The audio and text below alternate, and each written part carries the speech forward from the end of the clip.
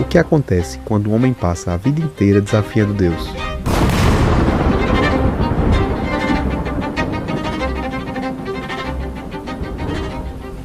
Esse é meu avô, Jessé Salvador. Ele morava aqui, no sítio Acauã. Desse lugar, vêm muitas das minhas memórias de infância. Mas uma delas, em especial, marcaria profundamente a nossa família. Eu tinha 13 anos quando tudo aconteceu. Registrei aquele momento, mas confesso que não fazia ideia da dimensão do que estava acontecendo. 15 anos depois, essa história vai ser contada pela primeira vez através de um documentário, narrando a vida de um homem que escolheu viver sem Deus, até o dia que Deus decidiu se vingar. Meu nome é Jeane. Eu sou a primogênita de uma família de 9 irmãos. Jeane, Jane, Jean, Joane, Janean, Júnior, João Pedro, Jone e Priscila. Todos filhos de Dona Lila e seu Jessé. Então a gente é uma família rural. Nós somos uma família que foi criada na zona rural.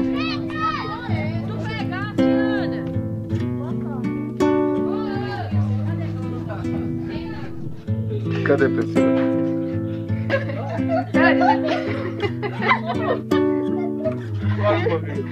Aquela família grande, a gente pequeno, mora numa casa, aquela casa de zona rural grande, com muita janela, muita porta, muito quarto. E nós ainda moramos a 6 quilômetros de uma cidade. Então, naquele tempo ainda era mais difícil. Hoje tem a internet, tem telefones. Naquele tempo não existia nada. A gente ia uma vez por semana para a cidade. Então, a gente estava realmente distante de tudo. Eu me lembro que à noitinha mamãe dava a janta da gente cedo, já tomava banho, vestia pijama. E anoitecia porque a gente tinha que acender candeeiro, né? Era um tempo assim bem sem energia. E eu me lembro, meu pai colocava uma cadeira de balanço no meio da casa, um candeeiro e um monte de revista, era Manchete, Seleções, livros. E ele era um homem que lia muito e contava as histórias pra gente. Tanto que quando a gente chegou na escola, a gente já sabia de Segunda Guerra Mundial, de Holocausto, de comunismo, de nazismo, a gente sabia tudo. Não, ele mexia com ônibus, depois foi passando, depois era motor de agave, depois era uma despapadeira de milho, eu dizia que ele sempre se reinventava, né? As coisas ficavam ruins, mas ele passava para outra. Ele nunca foi aquela pessoa de se entregar. E nisso a gente foi também aprendendo e foi com a gente, botando a gente na frente, né? Que ele era aquela pessoa, aquele homem muito destemido, né? O que ele queria, assim, ele fazia. Aí ele quis comprar um caminhão. Tinha acabado já com os ônibus, já com motor de agave. Foi lá falar com o gerente para comprar um caminhão. Aí o gerente disse, não, já é o Deda. A gente vai te comprar um caminhão, que já tem muito por aí, né? Tu compra um trator, que tu faz teu serviço e aluga para os outros. Rapaz, foi e comprou.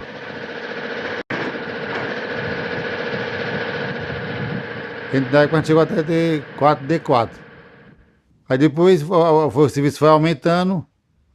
Aí a gente comprou em 90, na época de Collor, né? Naquele tempo que todo mundo perdeu dinheiro, quebrou por causa do governo Collor. O papai cresceu, a gente comprou uma enxadeira. Aí formou 2 equipes. Um trator com 2 caçambas de enxadeira e outra equipe. Aí fomos trabalhar.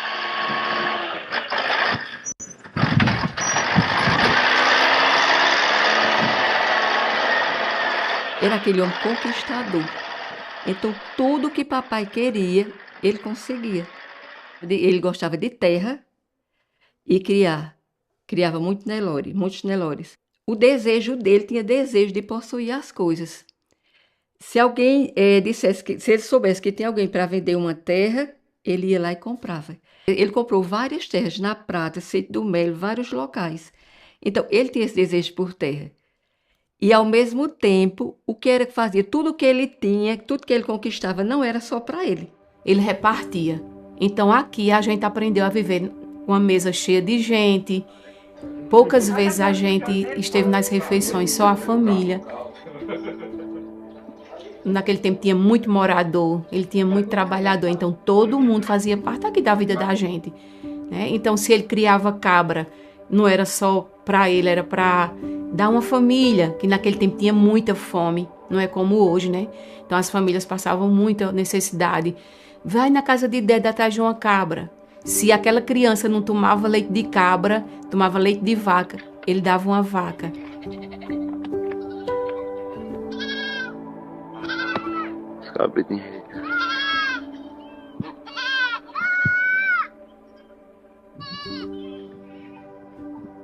Se precisasse, chegasse nessa casa e ele pudesse ajudar, papai sempre foi extremamente generoso, né?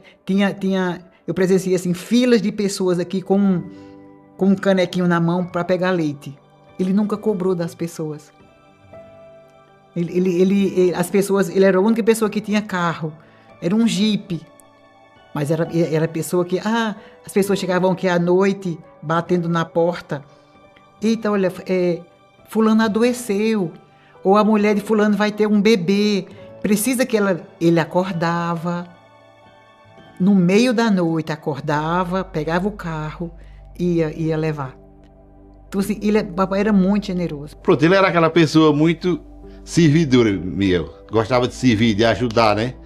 E quando ele chegava, aquela pessoa juntava logo aquele monte de gente, ele gostava de beber muito, cachaça, chegava num bar, pagava bebida para todo mundo, né? Pô, negão, né? E abraçado com ele. E ele gostava daquilo.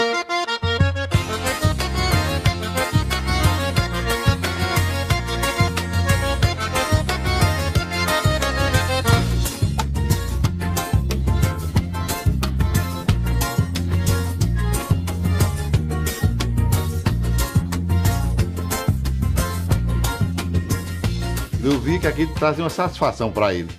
Ele era um homem, né? Ele é tanto que depois eles vão entrar na política, né?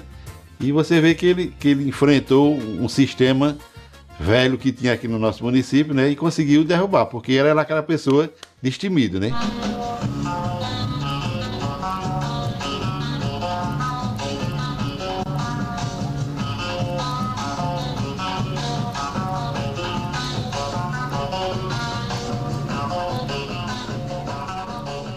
Mamãe era candidata.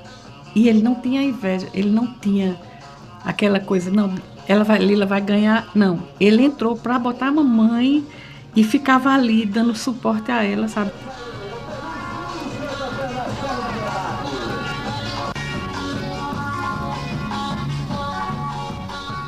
Ele entrou de cabeça, assim, dando mesmo o sangue e botou a gente também na história, entendeu? A mesma força para tomar um sistema, né? Para mudar uma história de uma cidade.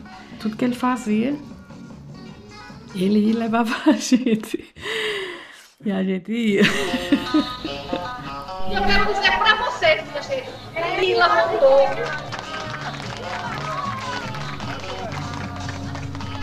Eita, tá sendo formigueiro, aí vem mais carro lotado. Essa Lila Salvador, ô véia que tem voz.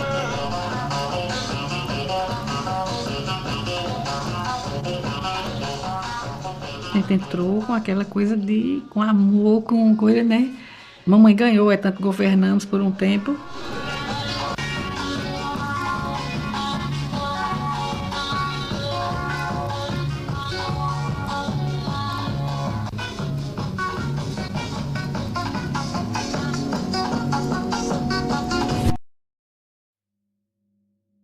Mas ali pagou caro, foi um preço muito alto. Mas era o que ele queria, né? O que ele queria, ele conseguia.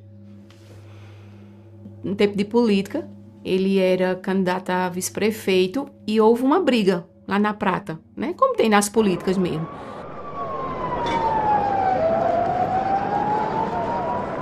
Chama quem para resolver, né? Então alguém vai dizer a ele que aconteceu um fato e ele vai lá tomar satisfação. E naquele momento, papai, ele atirou no rapaz.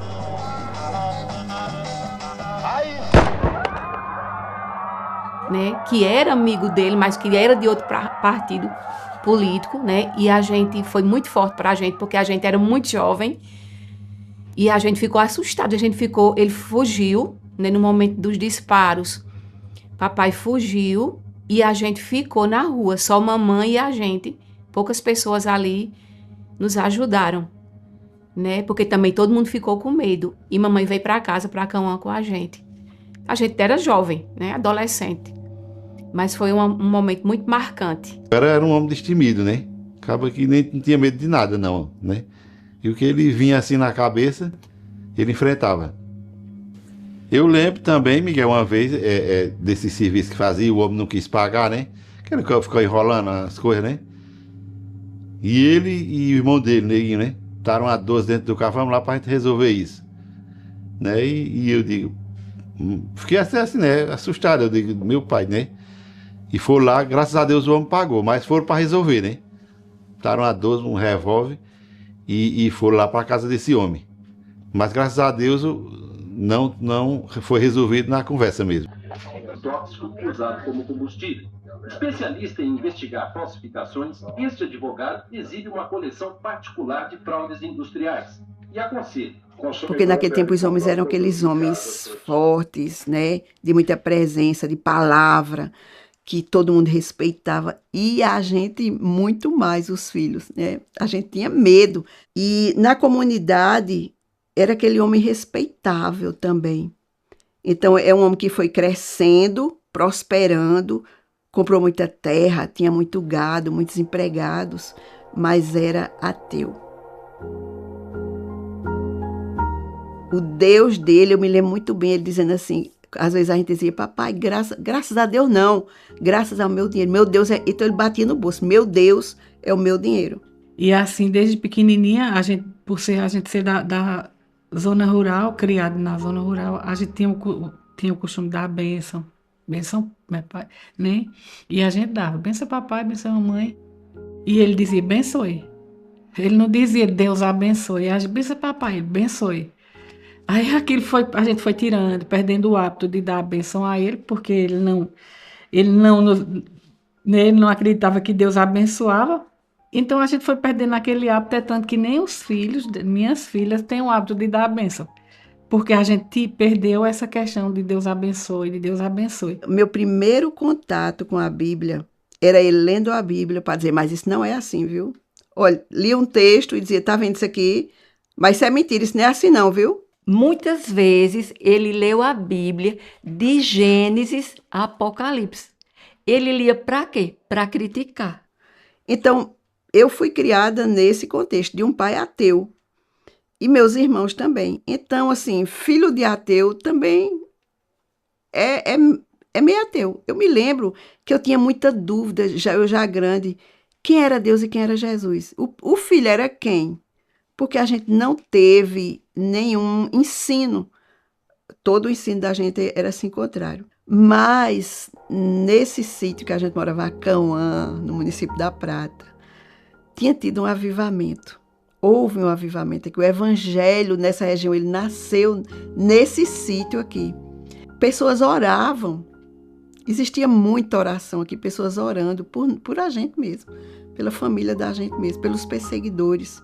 E meu avô era um perseguidor do evangelho. Então, era aquele que atirava pedras, que zombava, né? Era um perseguidor. Então, depois veio meu pai, ateu. Como papai tinha muita raiva, assim, das coisas de Deus, né? A primeira igreja daqui da Prata foi fundada aqui na Cauã, a Igreja de Cristo Pentecostal do Brasil. E foi um tempo também, eu não era nascida. Mas os relatos, né? Que era um tempo de um avivamento muito grande. Muito grande. Então as pessoas chegavam na igreja, já oravam em línguas, já eram batizadas. Crianças eram batizadas.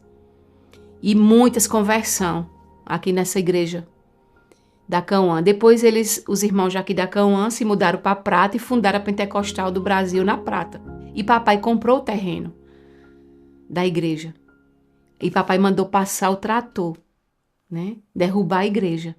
E assim, foi um momento muito triste, porque era um marco do evangelho, né? Da chegada do evangelho aqui na Cauã, e papai passou o trator, né?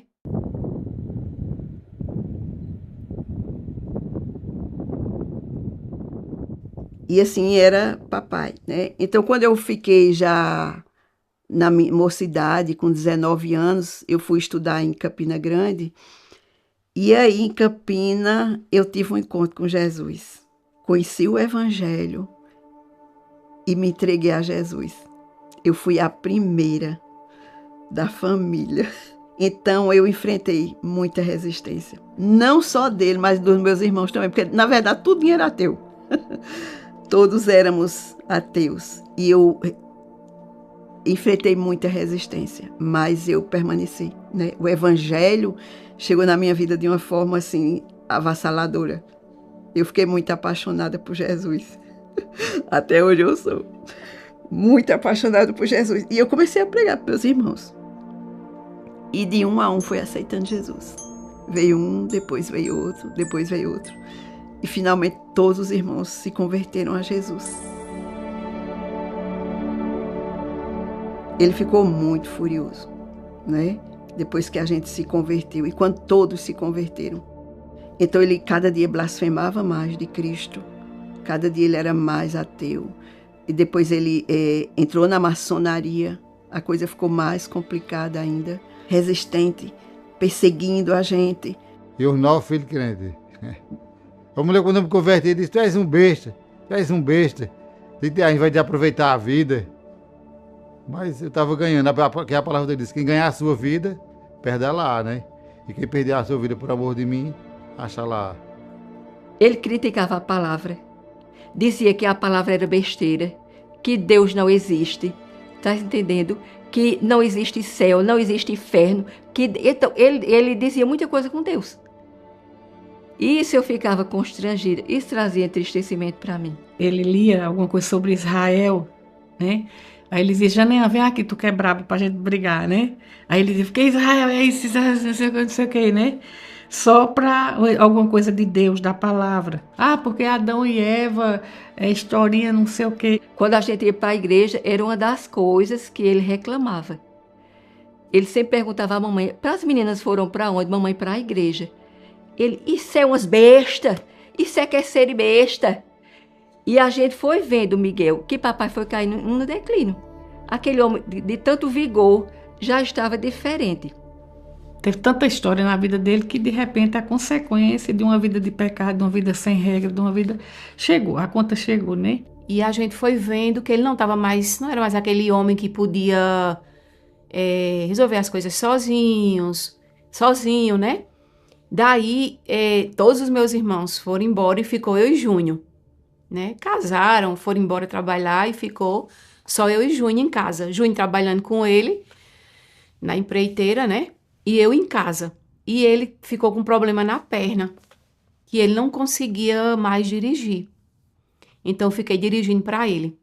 Nesse tempo que eu fiquei dirigindo para ele, foi o mesmo tempo que eu me converti, né? E assim, ele tinha uma raiva muito grande. E eu me converti muito apaixonada, né? Eu acho que eu sou meio, assim, muito intensa. E eu muito apaixonada por Jesus. E ele ficou muito furioso comigo, muito furioso. Então, assim, eu comecei a sofrer uma perseguição dentro da minha casa por causa do Evangelho. Então, ficou aquele homem debilitado. Mas, assim, ele tinha muita facilidade de se recuperar. Ele tinha uma infecção. Tomava medicação, melhorava. Ele tinha uma coisa, tomava, melhorava. Então, ele tinha muita facilidade. Então, ele achava que aquilo era... Ele era imbatível, né? Você não é diferente dos outros. É só uma coisa a mais. Aí de tanta coisa, ele adoeceu, né? Ele teve uma doença que a língua dele caía para fora, assim. Ele estava bem e a língua caía.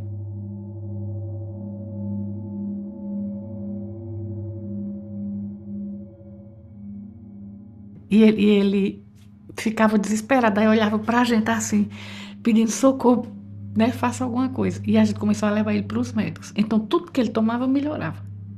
Mas na questão da língua, ele não melhorou mais. Então, a gente levava ele para o psiquiatra. Vamos lá para o psiquiatra. Aí a gente botava ele no carro, ele com a língua para fora, assim, desesperado. Aí, quando entrava na rua da psiquiatra, aí ele melhorava. Aí sentava com a psiquiatra, aí a gente, olha, doutor, ele assim, e ele bonzinho. E aí, seu Gessé, ele, bom, tô bom. Aí volta, quando volta, que entra no carro, ele começava. Então aquilo ali foi ficando desesperado, porque ele perdeu o controle. Ele ficou com um movimento na língua, um movimento involuntário. A língua botava para fora, para dentro, e tinha hora que os lábios dele ficavam enormes. É tanto que quando ele ficava desse jeito, ele não conseguia nem se alimentar.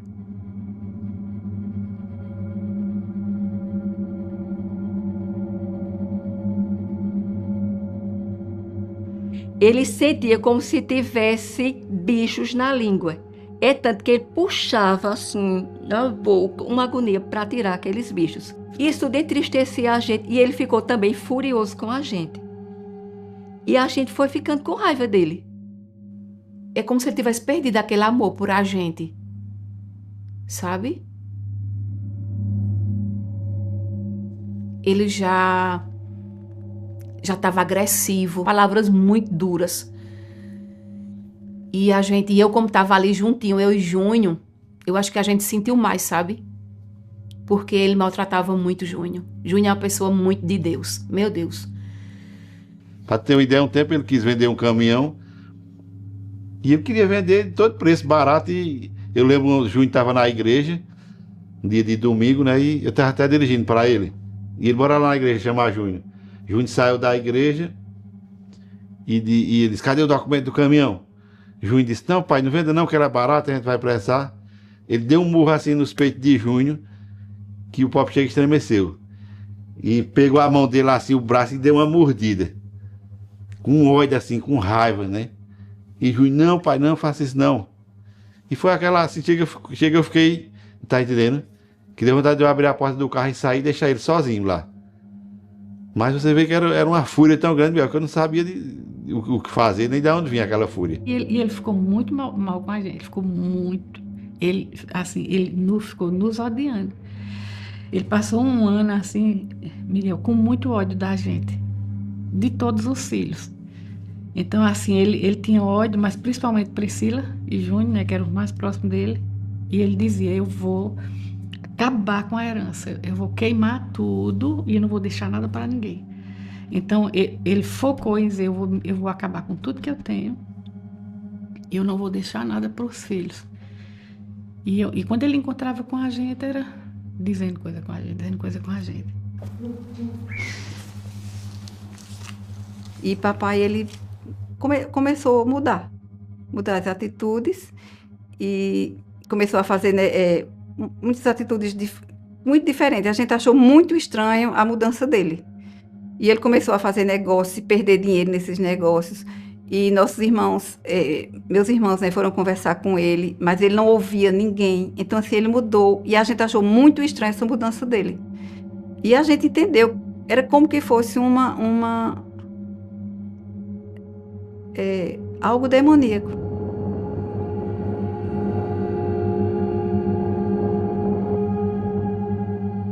E a fúria foi se intensificando.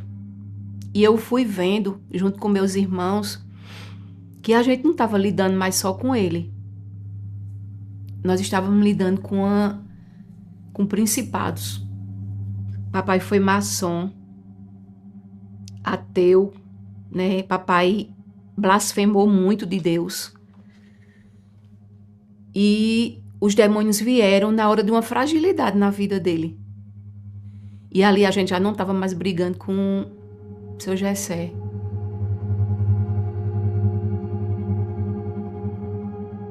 Que o povo diz hoje, não tem mais possessão, né? Não tem, porque você não vai num nível de batalha, né? Para ir resgatar as vidas. Porque papai foi tão profundo, Miguel, assim, nas trevas, né? No nível de ateísmo, que a gente tinha que ir num nível de resgate muito grande, que precisava um amor muito grande. E foi quando era de madrugada e mamãe chamou a gente, né? Eu não lembro se estava faltando energia, mas aqui em casa ficou muito negro, ficou muito escuro. E papai ficou andando ele parecia um cachorro. A língua lá de fora, os braços, o semblante dele era de um cachorro. E ele grita, e ele dizendo que ele era furioso, né? Eu quero água de esgoto! Eu quero beber água de esgoto! Ali a gente viu uma grande manifestação. Ele nu, ele totalmente sem roupa, como um cachorro assim em pé, e a gente começou a orar. Começamos a orar, né? E ele foi se acalmando. E a gente tudinho tinha medo dele. E a gente teve um tempo que a gente ficou com tanto medo dele, que a gente se juntou tudo e disse, o que é que a gente vai fazer? Aí a gente foi em 2 Crônicas 20, 12, né?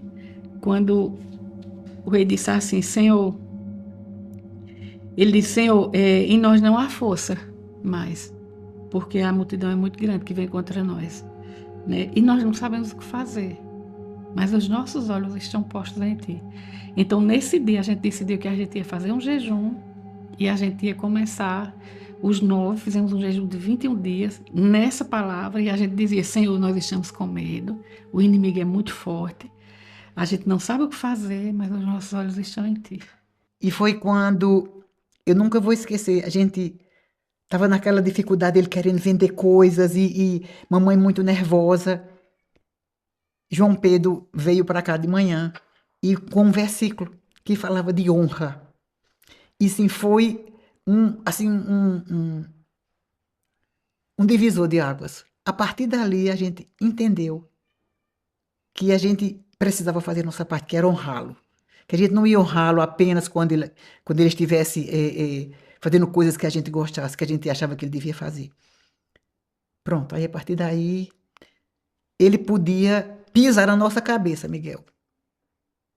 Que a gente resolveu que a gente ia honrar. E aí trouxe à memória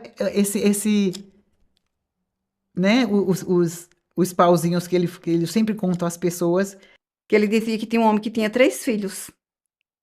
E ele chamou esses filhos e mandou eles catar no mato 3 varinhas. Cada um catasse 3 varinhas. E cada um catou, trouxe para ele. E ele mandou um quebrar uma varinha daquela. Ele quebrou. Ele mandou juntar os 2 gravetinhos. Ele juntou e mandou ele quebrar, ele quebrou. Mandou juntar os 3. Ele juntou os 3 e não conseguiu quebrar. Então ele disse, assim vocês têm que agir. Então vocês vejam que vocês separados, vocês não são fracos. Agora, quando vocês se juntam, é como esse graveto. Quando vocês se juntam, vocês não conseguem quebrar. Então, vocês são fortes. Daí o meu irmão, baseado nessa história que papai contava, né, resolveu juntar os gravetos. Então, ele juntou um feixes com 9 gravetos, né, que são os 9 filhos, representando, né, a nossa união, a nossa unidade, que a partir de agora nós íamos nos unir para lutar, para batalhar em prol da vida de papai. Apesar de tudo, quanto mais ele ficava ruim, quanto mais ele fazia maldade com a gente, e a gente dizia, a gente vai amá-lo e a gente vai honrá-lo. Não sabe o que vai acontecer, mas a gente vai fazer o que a palavra disse. E cada jejum de 21 dias foi baseado nessa palavra. Estamos com medo, não sabemos o que fazer, mas os nossos olhos estão postos em Ti. Depois jejum de mais 9 dias, aí a gente já pegava outra palavra. Jejum de 3 dias, outra palavra. Então a gente foi e Deus foi fazendo. Aí foi quando ele veio o sonho. Depois a gente foi vendo qual era a estratégia de Satanás. Era que a gente desonrasse ele, para a gente que abandonasse e deixasse ele para lá, desprezasse. E assim ele ia morrer. Então, naquela situação que papai estava, se ele morresse, ele ia para o inferno. E Deus foi dando as estratégias, que nós fomos ver que ali a guerra era espiritual. E começamos a usar as armas espirituais, que era o quê? Que era a palavra, era o sangue de Jesus, era a adoração, era a oração, era o jejum. Isso era de dia e de noite, aqui nessa casa. Aí um dia ele começou a dizer, eu vou morrer sozinho, né? Ele dizia a gente, porque ele queria fustigar a gente. Ele disse, eu vou morrer sozinho. Aí ele sentou-se na área e eu fui lá, ele estava sentado na área, aí eu cheguei e disse, papai, olhe para mim. Aí ele olhou para mim e disse: olha, eu vou falar para os demônios que estão dentro do Senhor. Escute, papai não vai morrer só. Porque nós somos crentes. E ele não vai morrer só. Nós vamos amá-lo, mas ele não vai morrer só. Então ali a gente entendeu, nós precisamos amá-lo. Então as coisas foram gradativamente. A gente foi entendendo, não é aquela coisa que a gente seguiu um roteiro, não. Deus foi nos dando a estratégia. E a situação de saúde dele também foi se agravando, né? E a gente se uniu como família. Né? Vamos nos unir e vamos resgatar o nosso pai. Ele não vai para o inferno. Passa para um nível de pedir perdão. Não é? Eu lembro uma vez, trabalho numa ONG, né? Essa ONG é na zona rural. E ele foi lá e tocou fogo. Ele gostava de fazer pasto, de tocar fogo no mato. E foi tocar fogo, que era a única reserva que restava onde estava a ONG, né? Ele foi para lá tocar fogo, para o fogo invadir e queimar a ONG. E aí a gente orou, o fogo apagou todinho, né?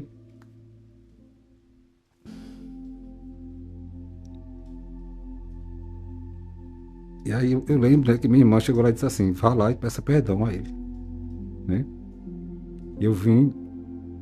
Eu morava no sítio aqui próximo, aí vim aqui, ele estava sentado aqui por trás de mim, numa cadeira, ali embaixo ele e pedi perdão a ele, né? Ele riu, e aí a gente viu que a gente estava quebrando o coração daquele homem, né? As nossas atitudes, né, de pedir perdão, mesmo quando ele era duro com a gente ia pedir perdão, e aquilo foi quebrando nas orações, os jejuns que a gente ia fazendo, foi quebrando o coração dele.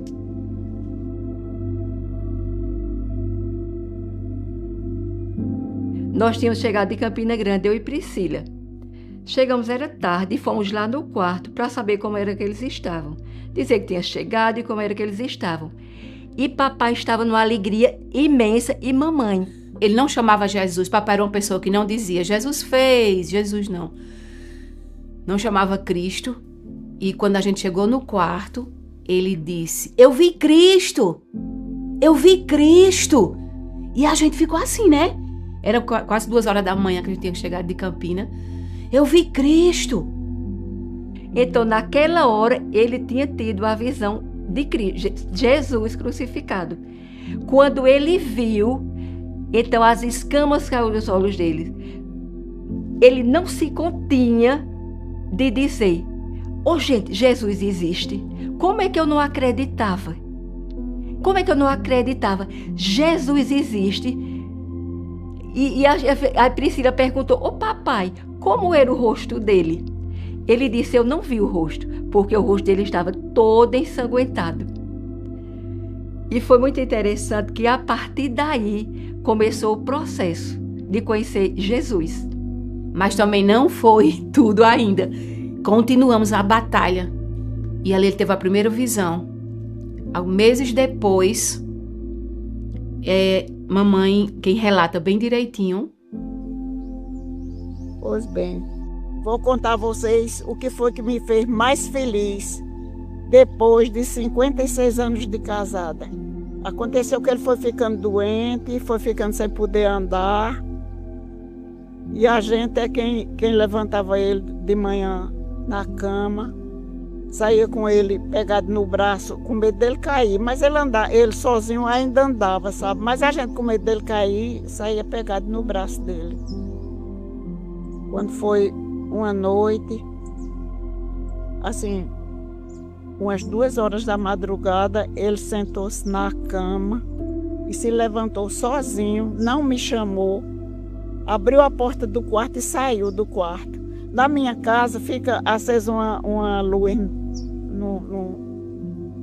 num certo quarto da casa que ilumina, assim, fica uma penumbra na casa todinha.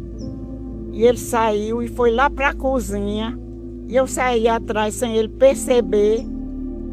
Quando chegou na porta que entra para a cozinha, ele ficou em pé olhando um tempão, sem perceber que eu estava observando.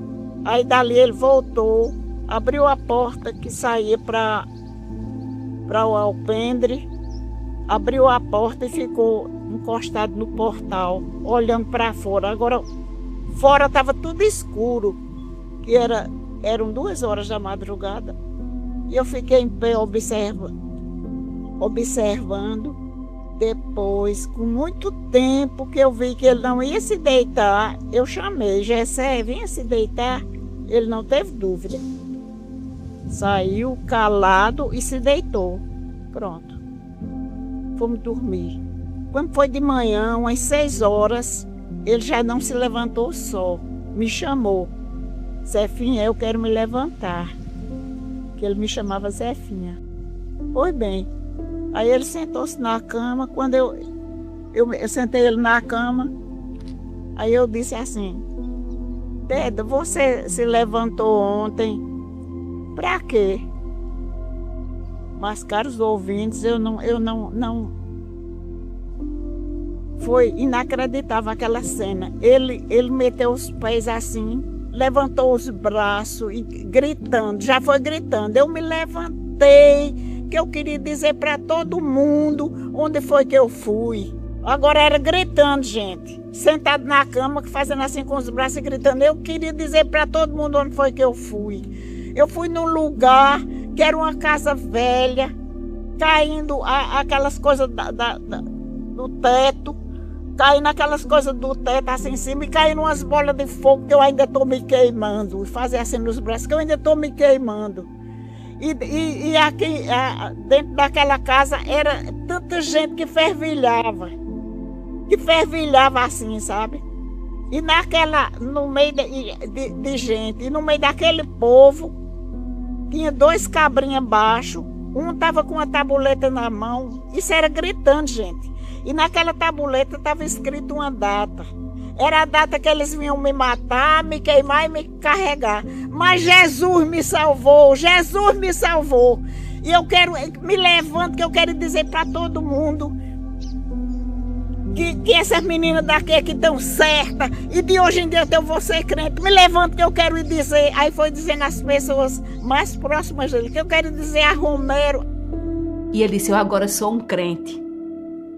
Agora a gente vai avisar que o inferno é real. Era a pregação dele. O inferno é real. E eu, que era motorista do meu perseguidor, eu agora estava ali com missionário, né? Me ajudando na missão. Eu tava dirigindo para um missionário. Aí ele pediu para ir na casa que foi o rapaz do tiro, né? No tempo da política. O rapaz ficou paraplégico. E nós fomos. Eu me lembro de manhã. Paramos na calçada. Eu chamei a esposa dele. Aí relatei: olha, meu pai tá aqui. Ele teve uma experiência com Jesus. Só que ninguém acreditava. Porque era um homem ateu, né? Muito conhecido na Prata. Ela trouxe ele na cadeira de rodas. Eu me lembro como hoje. Papai sentado no carro. E ela encostou a cadeira de rodas no carro. E papai disse: vim aqui pedir perdão daquelas coisas que aconteceu, daquelas besteiras. Aí, não, Gessé, tá perdoado. Então foi um processo assim de muito quebrantamento. Quando ele houve essa transformação na vida dele, nesse novo nascimento genuíno, é que ele começou a querer coisas que ele não tinha sido nem discipulado, nem ensinado. Ele dizia: eu quero me batizar. Eu quero me batizar. Ninguém tinha falado de batismo. E ele começou a se arrepender dos seus pecados, sem ter ensino nem discipulado a respeito de arrependimento. Foi uma coisa do Espírito Santo trazendo para ele mesmo. Um arrependimento de confissão e pedido de perdão, né? Então ele pediu perdão à mamãe, porque ele pelas coisas que ele tinha feito com a mamãe, pediu perdão a gente, pediu perdão às pessoas na vida que ele tinha tido alguma confusão. Eu fiquei morando junto 20 anos. Papai nunca retrucou. Isso há 36 anos. No momento que ele se converteu, Miguel, ele começou no meu pé. Toda hora que eu entrava aqui, ele já casou. Então ele começou a perceber que né? Aí eu casei. Casei porque eu professava uma fé e eu precisava ser né? Mas assim, você vê, ele nunca tinha me perguntado. Veio esse sentimento realmente de quem nasce de novo. Aquele homem que usava a palavra para criticar, esse homem queria ler a palavra. E o que era que acontecia? Jeane imprimia a Bíblia, está aqui a Bíblia, e mandava. Papai lia tanto, ele devorava. Ele tinha fome e sede da palavra. Ele folheava tanto, ele lia tanto, que ele é toda rasgada, de tanto que ele lia. Aí nos últimos dias, a gente, Jeane, ele já leu, pode mandar mais. E aquelas partes da Bíblia que ele batia muito, eu digo, vou fazer o teste com ele aqui. E ele lia, nem lia tudo, ele comia a palavra, Ele tinha uma fome muito grande, uma sede da palavra, né? Então, assim, era lendo a palavra para ele de dia e de noite. Ele não queria perder mais tempo. E a primeira vez que ele foi para a igreja na Prata, quando ele estava na igreja, várias pessoas chegavam para olhar. Gessé está aí, Gessé está aí. E muitas vezes a gente ia para Campina Grande, e olha que Campina Grande é bem distante, e ele já debilitado. Ele dependia da gente para se locomover. E mesmo assim, em nenhum momento, ele desistia. Ele ia com a gente. Às vezes chegava aqui tarde. Em festa de tabernáculos, a gente ficava no hotel. Ele ia todos os dias. Lá no hotel era o maior trabalho para a gente dar o banho dele. Colocava toalha para ele não escorregar. Dava o banho. E ele, na maior felicidade, em nenhum momento, ele reclamou. Porque ele queria o Senhor. E eu lembro um fato que ele estava na varanda da nossa casa, lendo a Bíblia, e eu sentei ao lado dele. Né, sentei ao lado dele. Aí ele terminou de ler e colocou a Bíblia no colo e ficou calado, né? E ao lado da nossa casa tinha uma plantação de capim, que era uma das coisas que ele mais gostava, era plantação de capim, e ele criava gado, o capim para dar o gado. Então, eram duas coisas que ele amava. E ao lado da nossa casa tinha uma plantação de capim, e estava muito bonita essa plantação, porque tinha chovido, estava verdinho, lindo.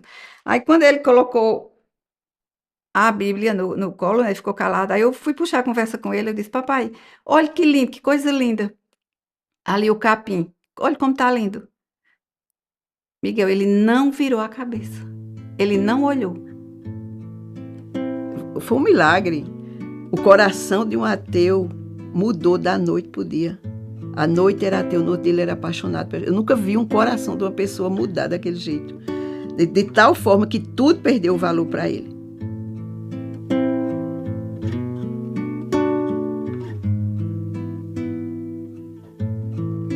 E a cena mais assim, que chama a atenção numa fazenda de tardezinha, quando o gado chega, é a coisa mais linda de se ver. O gado passando na frente da fazenda, tocando chocalho, de tardezinha, é uma coisa linda. E quando o gado chegava de tarde, ele não levantava a cabeça, porque perdeu totalmente o sentido para ele. Não, e aí fomos viver aquele novo homem, né? Era muito engraçado, né? Aquele homem que era agora uma pessoa totalmente diferente, né? Foi uma conversão verdadeira, genuína. Eu lembro muito do apóstolo Paulo, que a conversão do papai parecia muito com a conversão do apóstolo Paulo, né? Era a conversão verdadeira. E a gente começou a vivenciar, né, aquele novo homem. A gente ria, tinha situações que a gente sorria, né? Que a gente achava engraçado ele fazendo aquelas coisas. Às vezes as pessoas chegavam aqui para conversar com ele, não queria nenhuma conversa, a não ser conversa da Bíblia de Jesus. Ô Miguel, foi muito interessante. Nessa fome da palavra que ele tinha, ele dizia a Priscila, tu não és pastora, pois faz um sermão para mim? Em outra ocasião, eu estava com ele na sala, também, né? Ele sentado num sofá e eu na outra, e ele só sentado e eu com o livro lendo, eu lendo um livro. E ele olhou para mim e disse, que livro é esse que você está lendo? É a Bíblia? Aí eu disse, não. Aí levantei para ele ver o livro que eu estava lendo. Quando ele olhou, eu disse, não é a Bíblia não. Então sai daqui, saia. Quer dizer assim, ele não aguentava nem ficar mais com algo que não fosse do reino. Tudo incomodava ele. Ele ficou apaixonado por Jesus. Então foi muito lindo de se ver. Outro dia, né, a gente ia Eu ia com ele no carro e o pessoal encostava para saber se ele tinha se convertido mesmo. E aí, Jessé, vai chover, né? Se Deus quiser, né, Jessé? Porque quando dizia isso, ele dizia, Deus nada, Deus não existe, a chuva é cíclica, a chuva acontece, não sei o quê. Aí ele, se Deus quiser, se Deus quiser. Então o pessoal foi, né? E foi tomando assim conta da cidade, a cidade foi sabendo, os amigos. Aí o outro passo dele, né, desse processo, e ali houveram muitas coisas assim, Miguel, de libertação, né? Satanás ainda resistindo, né? Mas a gente orando, e teve muita libertação na vida dele. Foi um processo, não foi assim da noite pro dia, foi um processo.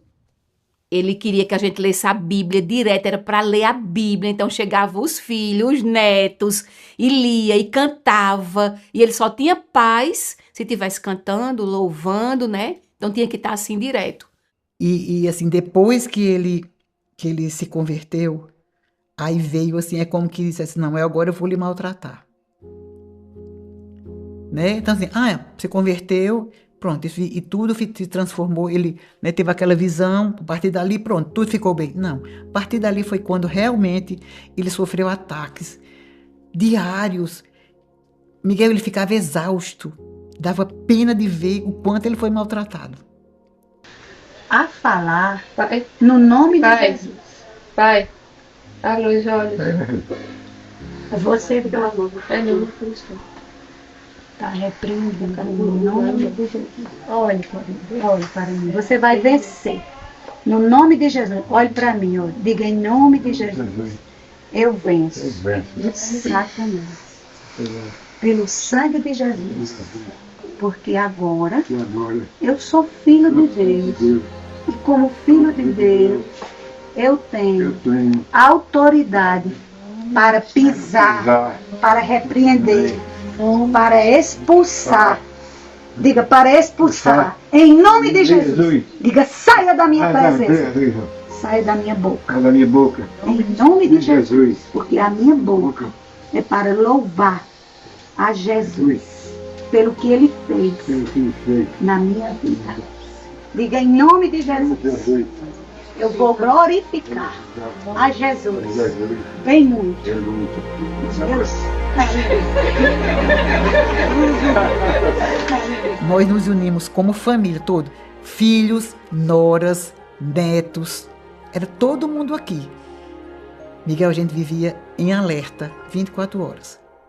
Quando ele começava realmente, ele queria que a gente via que ele estava assim, realmente com uma possessão. Aí, gente, pronto, aí todo mundo levantava, Miguel. Aí era Priscila e mais alguém orando sobre ele. Em volta, um grupo de netos cantando e outro lendo a palavra em voz alta. Isso assim me marcou, porque foi realmente, e podia ser neto de qualquer idade. Então todo mundo se envolveu. E foi assim, um mês inteiro de luta. Miguel, se eu não tivesse vivenciado, eu não teria acreditado. Eu não acreditava numa coisa naquele nível. Naquele nível. Os demônios vieram buscá-la. Estava sentada, eles estão aqui, eles vão me levar. Aí ele dizia, cante, que eles têm medo de vocês. Aí eu começava a cantar, digna o cordeiro que foi morto. Começava a cantar. Outros começavam a repreender, outros se abraçavam com ele. Ele canta que eles têm medo de vocês. Aí ele dizia, eles estão correndo. E ele via os demônios correndo. Então eles estão aqui, eles iam me buscar. Então foi um mês de férias que ficamos aqui, os filhos e os netos, numa batalha, porque realmente Satanás veio buscá-la. Então era essa guerra, porque a gente achava, papai tá ficando caduco, né? Porque ele ficava nas cadeiras, ficava assim com o braço. Aí um dia eu fui passando, aí ele disse, né? Eu tô aqui, eles não vieram ainda. Aí a gente entendeu que ele ficava assim, porque os demônios vinham, ele ficava afastando os demônios. Ele disse, eu tô aqui, eles não vieram. De tão real que era. Mas aí foi, Miguel. Foi sendo liberto. E tudo isso também era pra gente, né? Pra gente ficar mais junto, pra gente ser mais crente, pra gente buscar mais de Jesus, se aproximar mais do Senhor. Então a gente fez muito culto aqui em família. Uma coisa que me marcou muito na convenção de papai é o amor de Deus.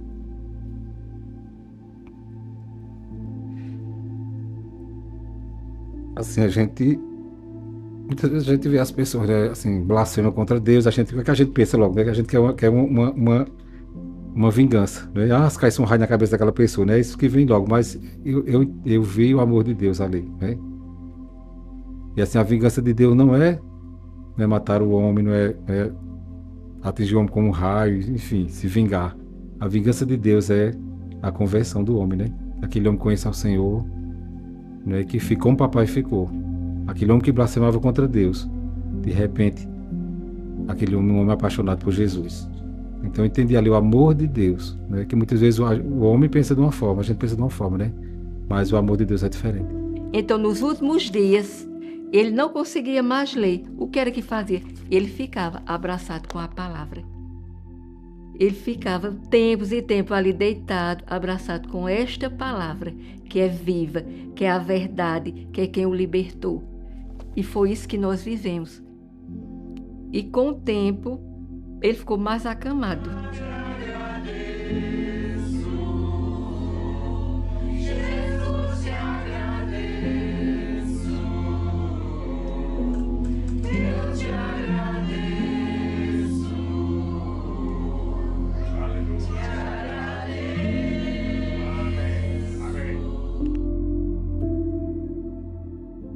Ele não conseguia nem sentar, era só deitado. E eu cheguei lá no quarto dele e falei, Jessé Salvador. E ele não me viu e ficou procurando assim. Eu disse, Jessé Salvador, você é crente, é? Se for, levante sua mão direita. Aí ele levantava a mão. Jessé Salvador, você é feliz com Jesus? Se for, levante sua mão esquerda. E ele levantava a mão. Isso. Aí a última pergunta. Jessé Salvador, você nega Jesus? Nega. Se você nega, levante sua mão direita. E ele foi levantando a mão. À medida que ele foi levantando a mão, eu fui dizer, o braço. Eu digo, acho que papai não está entendendo. Ele levantou o braço e fez, ó. Pronto. Então, tudo foi confirmado. Então, com dias depois, papai foi hospitalizado. Aí foi quando ele começou, né? Olha, ele, nem vem cá. Ora para Deus me dar um corpo novo. Ora, eu quero pregar o evangelho. Ele dizia, eu dizia, para quê, papai? Um corpo novo? Eu quero pregar. Aí eu dizia, mas o senhor tem 9 filhos, seus 9 filhos estão pregando. Ele dizia, mas eu quero pregar. Era o desejo dele, né? Aí ele dizia, eu fui um besta, né? Teve um culto na Prata, que eram as igrejas em cima de um caminhão, o palco era um caminhão, e ele parou a caminhonete assim, Priscila veio parar a caminhonete, deixou ele, e ficamos no culto. Aí eu fui falar com ele, e ele olhando, aquele culto de interior, pastor paletó todo em cima do... Aí ele chegou, aí eu cheguei, encostei a falar com ele, aí ele disse, eu fui um besta, era para eu ser um pastor, como dizendo, era para eu estar ali, né, pregando o evangelho. Mas aí a gente foi vendo, Miguel, que ele foi partindo, né? Ele já não queria mais se levantar, já não queria mais andar, queria só ficar deitado. E eu batalhei muito assim, ainda orando, Senhor, cura papai. Mas a gente viu, Miguel, que ele mesmo estava desejando partir, sabe? Muitas vezes ele dizia que queria partir. Ele lutou muito assim, eu quero ser um pastor, mas nos últimos meses ele já foi se entregando, né, para partir. E eu conversando com a enfermeira lá no hospital, sabe o que foi que a enfermeira me falou? Disse, olha, todas as vezes que a gente vai dar banho no seu pai, eu converso com a outra enfermeira, eu acho que esse homem era um pastor. Então, aí foi que eu fui ver. Deus fez o desejo do coração de papai. Mesmo ele naquela situação, Deus fez o desejo dele. A gente ainda visitou, a gente cantava muito, ele muito apaixonado por Jesus, sabe? E assim, Miguel, eu acho que esses últimos dias foi tão forte assim pra mim que eu nem não tenho muita lembrança, sabe? Eu acho que é como se eu entrei num estado assim de anestesia pra poder viver aquele tempo. Eu lembro que Joane, quem assumiu assim, Joane ficou ali junto, visitando na UTI. E eu lembro que no dia que eu vim pra casa, pra Cauã, eu recebi o telefonema, né? Aí era do hospital. Aí foi mamãe que atendeu. A senhora é esposa do seu Gessé? A gente já... Aí Priscila pegou o telefone. É, porque ele veio a óbito. Assim, Miguel, foi uma noite que não tem fim. Eu digo, meu Deus, chegou minha vez de enfrentar a noite que não tem fim. Aí, assim, ficamos todos... Assim, eu digo, meu Deus, papai se foi... A alegria da salvação, mas a dor da perda. E é um sentimento que você não consegue, só consegue sentir. Aí eu liguei para meus irmãos. Papai tá com o Senhor. Foi no dia 24 de outubro, isso foi 2013, parece. Quando eu estava lá em Santa Cruz. Estava trabalhando lá, a Priscila ligou. Já de noite, né? Até esperava, né? Papai já estava muito doente. Mas aquilo foi um choque, né? Mas a gente teve que aceitar, né, Miguel? A gente está aqui, né? Numa passagem. E melhor que ele tinha aceitado Jesus. É muito ruim quando a gente parte sem ter conhecimento da verdade, né? Mas quando a gente aceita Jesus, a morte é... A gente sabe que vai, onde a gente vai. Mas ele pregou o evangelho. No sepultamento dele, a gente contou a história, né? No sepultamento dele estavam todos os amigos dele. Que ele era um homem de muito amigo. Dele e ele tinha amigo. Então, todos os amigos estavam lá. E foi contada a história dele. Então, no sepultamento dele, ele pregou o evangelho. Né? Então, assim, ele partiu para a eternidade. Aquela fé simples, amando Jesus. Aquele parecia um menino. Amando Jesus. Foi assim que ele partiu. Mas deixou a gente tudo felizes, né, alegres, porque nosso Pai está na glória com o Senhor.